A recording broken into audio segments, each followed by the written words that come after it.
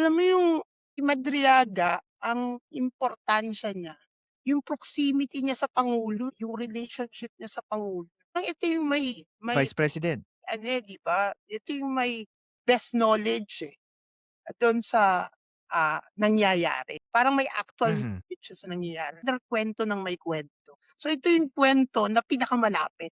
Kaya sa tingin ko, something to be alarmed sa, ah, kampo ng mga Duterte kahit hindi nila aminin. Tingin ko yun yung alarming dun. Kasi ito, maraming nalalaman kasi malapit ito sa pangalawang pangulo. Tsaka hindi nila puwede ring i-disregard na hindi sila malapit kasi marami na mga video at saka pictures na lumalabas talaga na talagang close sila. Yun lang puwede mong sabihin kaagad na more or less may katotohanan nga, meron siyang actual knowledge of what is, being done or happening 'no, nung panahon na kinukuwento. Totoo 'yan.